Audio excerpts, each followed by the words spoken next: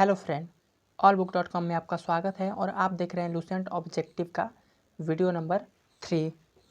तो आज का क्वेश्चन है आज का टॉपिक है महाजन पद काल 600 ईसा पूर्व से 325 ईसा पूर्व। क्वेश्चन नंबर फर्स्ट है, सूची 1 को सूची 2 से सुमेलित करना है। सूची 1 में महाजन पद का नाम दिया हुआ है और सूची 2 में उसकी राजधानी दी हुई है। तो गंधार जो था वो तक्षशिला, गंधार महाजन पद का राजधानी तक्षशिला था।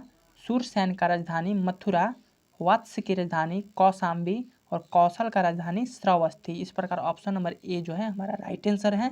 नेक्स्ट क्वेश्चन है दोस्तों कि हर्यक वंश के किस शासक को कुणिक कहा जाता था। हर्यक वंश के शासक अजात शत्रु को दोस्तों कुणिक कहा जाता था। ठीक है।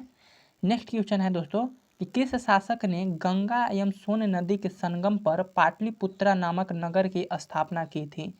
उदयनी ने पाटलिपुत्रा नामक नगर की स्थापना की थी दोस्तों। ठीक है।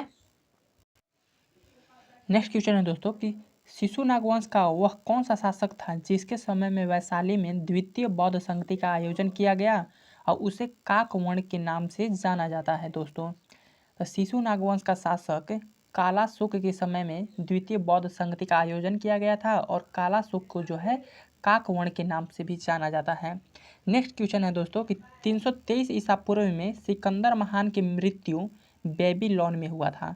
सिकंदर का मृत्यु कहाँ पर हुआ था दोस्तों? तो बेबीलोन में 323 ईसा पूर्व में। ठीक है। नेक्स्ट क्वेश्चन है दोस्तों कि सिकंदर महान एवं पोरस यानी पुरु की सेनाओं ने निम्नलिखित में से किस नदी के आमने सामने वाले तट पर पड़ाव डाला हुआ था? झेलम नदी के किनारे। ठीक है। नेक्स्ट है दोस्तों कि किस प्रकार के मृदभांड भारत में द्वितीय नगरीकरण या शहरीकरण के प्रारंभिक प्रतीक माना गया है? तो उत्तरी काले पॉलिशकृत बर्तन भारत में द्वितीय नगरीकरण या शहरीकरण का प्रतीक माना गया है। नेक्स्ट है दोस्तों कि पाली ग्रंथ में गांव के मुखिया को क्या कहा जाता था? पाली ग्रंथ में दोस्तों गांव के मुखिया को भोजक या ग्राम भोजक कहा जाता था। ठीक है। नेक्स्ट है कि उज्जैन का प्राचीन नाम क्या है? उज्जैन का प्राचीन नाम अवंतिका। ठीक है। नंद वंश का संस्थापक कौन था? नंद वंश का संस्थापक महापद्मानंद। नेक्स्ट है दोस्तों कि ग्रीक या यूनान के लेखकों द्वारा किसे अग्रमीज या जेंड्रमीज कहा गया है? तो यूनान या ग्रीक के लेखकों द्वारा घनानंद को अग्रमीज या जेंड्रमीज कहा गया है दोस्तों। प्राचीन भारत में पहला विदेशी आक्रमण किनके द्वारा किया गया था? प्राचीन भारत में पहला विदेशी आक्रमण ईरानियों के द्वारा किया गया था। ठीक है। नेक्स्ट है दोस्तों कि प्राचीन भारत में दूसरा विदेशी आक्रमण एवं पहला यूरोपीय आक्रमण किनके द्वारा किया गया था? तो दूसरा विदेशी आक्रमण और पहला यूरोपीय आक्रमण यूनानियों के द्वारा किया गया था। ठीक है दोस्तों। नेक्स्ट क्वेश्चन है दोस्तों कि ईरान के हखमनी वंश के किस शासक ने भारतीय भूभाग को जीतने के बाद उसे फारस साम्राज्य का 20वां प्रांत बनाया था? डेरियस या दर्याबाहु प्रथम ने भारत के भूभाग को जीतकर उसे फारस साम्राज्य का 20वां प्रांत बनाया था दोस्तों। नेक्स्ट है कि हाइडेस्पस या बितस्ता, जिसका आधुनिक नाम है दोस्तों झेलम, का युद्ध किन किन शासकों के बीच हुआ था? तो सिकंदर और पोरस के मध्य जो है हाइडेस्पस या बितस्ता का युद्ध हुआ था। और कब हुआ था? तो 326 BC यानी 326 ईसा पूर्व। नेक्स्ट है दोस्तों कि सिकंदर ने भारत पर आक्रमण कब किया? सिकंदर ने भारत पर 326 ईसा पूर्व में आक्रमण किया था। नेक्स्ट क्वेश्चन है दोस्तों कि सूची 1 को सूची 2 से सुमेलित करना है। सूची 1 में शासक का नाम दिया हुआ है और सूची 2 में उसका वंश दिया हुआ है। बिंबिसार जो था हर्यक वंश का था। कालाशोक था जो दोस्तों वो था शिशुनाग वंश का। महापद्मानंद नंद वंश के। बिंदुसार मौर्य वंश का। ठीक है दोस्तों। नेक्स्ट क्वेश्चन है सूची 1 में महाजन पद का नाम दिया हुआ है, सूची 2 में उसका आधुनिक क्षेत्र। मगध पटना व गया जिला में स्थित है। वत्स इलाहाबाद में। कौशल अवध में स्थित है। अवंती मालवा में स्थित है। इस प्रकार ऑप्शन नंबर ए जो है हमारा राइट आंसर है दोस्तों। नेक्स्ट क्वेश्चन है कि मगध की राजधानी कौन थी? मगध की राजधानी ग्रीवरीज या राजगृह था। मगध का प्राचीन राजधानी प्रथम राजधानी था दोस्तों गिरिवीर और राजगीर। नेक्स्ट है कि किस शासक द्वारा सर्वप्रथम पाटलिपुत्रा को राजधानी के रूप में चयन किया गया था। उदयनी के द्वारा सर्वप्रथम पाटलिपुत्रा को राजधानी के रूप में चयन किया गया था दोस्तों। नेक्स्ट है कि 16 महाजन पदों की सूची उपलब्ध है अंगुत्तर निकाय में। ठीक है, अंगुत्तर निकाय में जो है 16 महाजन पदों की सूची उपलब्ध है। निम्नलिखित में से मगध का कौन सा राजा सिकंदर महान के समकालीन था। घानानंद सिकंदर के समकालीन थे। प्रथम मगध साम्राज्य का उत्कर्ष किस सदी में हुआ। मगध साम्राज्य का उत्कर्ष 6ठी सदी ईसा पूर्व में हुआ था दोस्तों। ठीक है, नेक्स्ट क्वेश्चन है कि सिकंदर की भारत में सफलता का निम्न कारण था। ए, भारत में तब कोई केंद्रीय सत्ता नहीं था। सेकंड है कि उसकी सेना श्रेष्ठ प्रकार की थी। थर्ड, उसे देशद्रोही भारतीय शासकों का सहयोग मिला। 4 है कि वह एक अच्छा प्रशासक था। ये सभी कारण जो है दोस्तों भारत में सिकंदर के सफलता का कारण है। तो ये सभी इस प्रकार option number D right answer है कि 1, 2, 3 एवं 4 सभी। नेक्स्ट है सूची 1 को सूची 2 से सुमेलित करना है दोस्तों। सूची 1 में राजा का नाम दिया हुआ है और सूची 2 में उसका राज्य दिया हुआ है। प्रघोत अवंती का राजा था। उदयनी वात्स्य का राजा था। प्रसेनजीत कौशल के राजा था। अजातशत्रु मगध का राजा था। इस प्रकार ऑप्शन नंबर सी हमारा राइट आंसर है दोस्तों। नेक्स्ट क्वेश्चन है कि अभिलेखीय साक्ष्य से प्रकट होता है कि नंद राजा के आदेश से एक नहर खोदी गई थी। वो कलिंग में है दोस्तों। कहाँ पर है? कलिंग में। नेक्स्ट, पहला ईरानी शासक जिसने भारत के कुछ भूभाग को जो है अपने अधीन किया था वो था डेरियस। ठीक है, पहला ईरानी शासक जिसने भारत को अपने भूभाग के अधीन किया था तो वो कौन था दोस्तों? तो डेरियस, याद रखेंगे। नेक्स्ट क्वेश्चन है दोस्तों कि मगध के राजा अजातशत्रु का सदैव किस गणराज्य के साथ युद्ध रहा। वजी संघ या वैशाली के साथ जो है मगध राजा अजातशत्रु का सदैव ही युद्ध रहा है। नेक्स्ट है कि वजी संघ के विरुद्ध मगध राजा के किस शासक ने प्रथम बार रथमुसल, एक प्रकार का ऐसा रथ जिसे गद्दा जैसा हथियार जुड़ा हो, तथा महाशिलकटक यानी पत्थर फेंकने वाला एक युद्ध यंत्र नामक गुप्त हथियारों का प्रयोग किया था। तो अजातशत्रु ने जो है ऐसे ऐसे अस्त्रों का प्रयोग वजी संघ के विरुद्ध में जो है दोस्तों किया था। नेक्स्ट क्वेश्चन है कि नंद वंश का अंतिम सम्राट कौन था। नंद वंश का अंतिम सम्राट दोस्तों घनानंद थे। ठीक है, नेक्स्ट क्वेश्चन है दोस्तों कि भारत में सिक्कों यानी मुद्रों का प्रचलन कब हुआ। भारत में मुद्रा का प्रचलन दोस्तों 600 ईसा पूर्व में हुआ था। नेक्स्ट है कि निम्न राजाओं पर विचार कीजिए। अजातशत्रु, बिंदुसार, प्रसेनजीत, इनमें से कौन सा बुद्ध के समकालीन थे। तो अजातशत्रु और प्रसेनजीत ये दो राजा बुद्ध के समकालीन थे। तो इस प्रकार ऑप्शन नंबर सी जो है हमारा राइट आंसर होगा कि 1 और 3। नेक्स्ट है दोस्तों कि 6ठी ईसा पूर्व के दौरान बड़े राजाओं के उदय का मुख्य कारण क्या था। उत्तर प्रदेश और बिहार में व्यापक पैमाने पर लोहा का उपयोग। बी है जनजातीय समाज में अधिक व्यवस्थित जीविका मार्ग का प्रशस्त किया। सी है कि व्यापार एवं वाणिज्य का उल्लेखनीय विकास। डी है इनमें से कोई नहीं।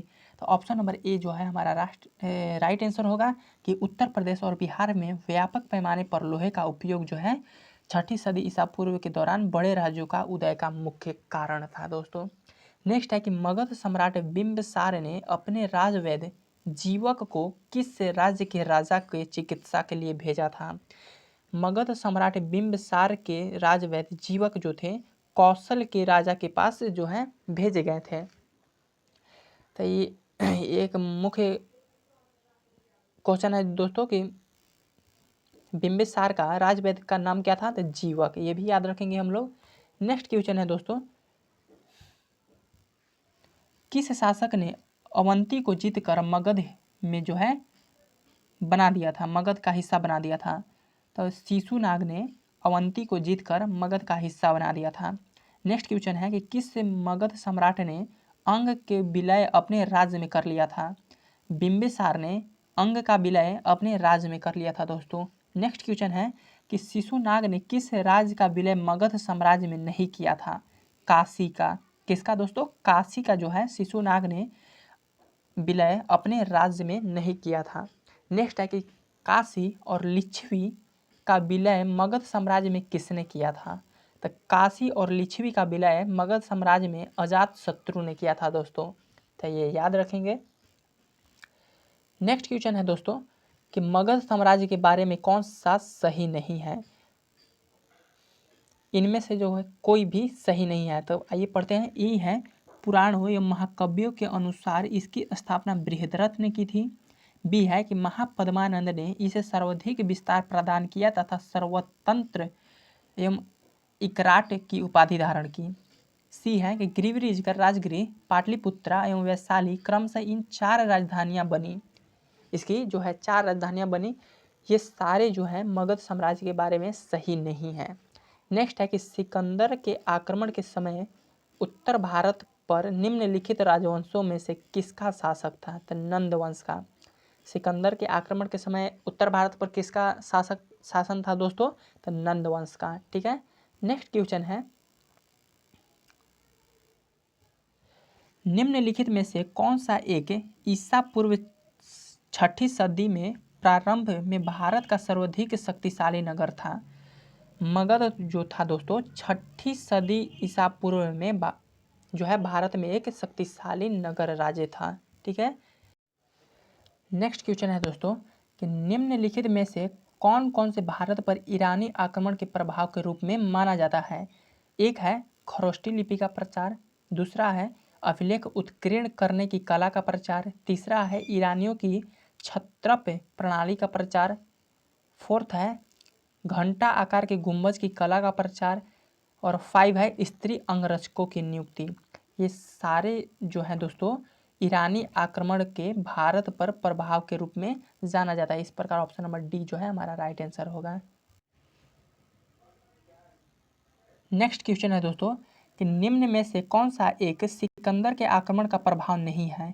तो उसने भारत को यूनान की रियासत बनाया, ये सिकंदर का आक्रमण का प्रभाव नहीं है।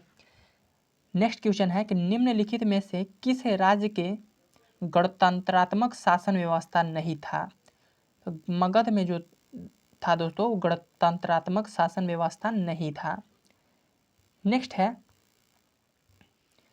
कि निम्नलिखित में से किसे सोनिया कहा जाता था?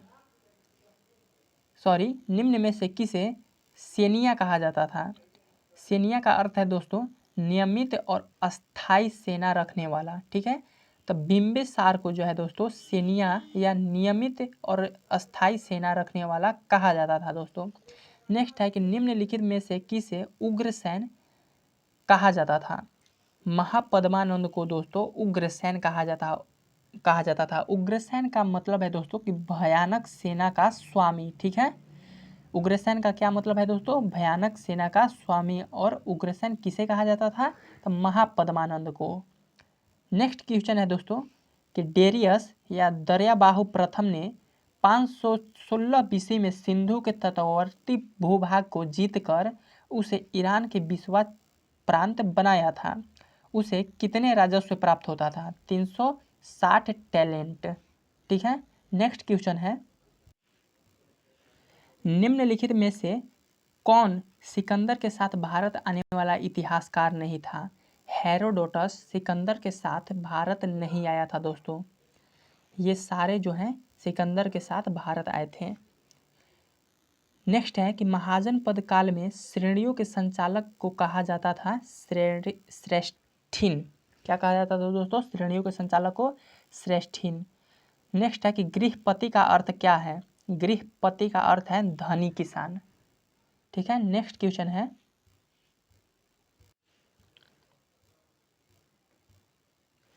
सूची 1 को सूची 2 से सुमेलित करना है। सूची 1 और सूची 2 में अष्टकुलक परामर्शदर्शी संस्था थी। क्या? परामर्शदर्शी संस्था थी। महामत्रा उच्च कोटि के अधिकारी था। बलि साधक किसानों से कर वसूलने वाला अधिकारी था। सैलिकिक या शुल्काध्यक्ष शिल्पियों व व्यापारियों से शुल्क या चुंगी वसूलने वाला अधिकारी था। इस प्रकार ऑप्शन नंबर ए हमारा राइट आंसर है। नेक्स्ट है दोस्तों कि मगध के किस प्रारंभिक शासक ने राज्यारोहण के लिए अपने पिता की हत्या की? इसी कारणवश अपने पुत्र द्वारा मारा गया। अजातशत्रु ने है अपने पिता को हत्या किया था और अपने पुत्र से जो है मारा गया था। ठीक है।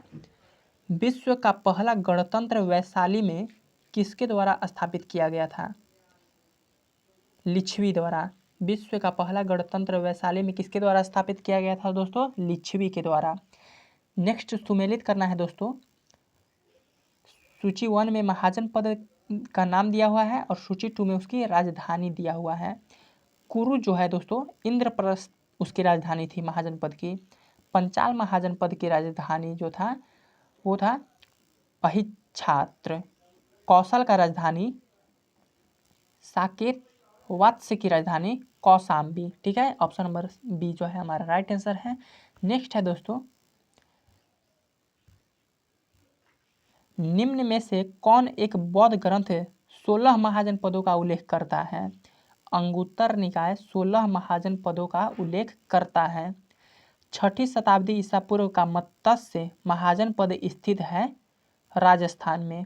ठीक है। निम्नलिखित में से किस एक नदी को पहले जो है बितस्ता के नाम से जाना जाता था? तो झेलम को पहले बितस्ता के नाम से जाना जाता था।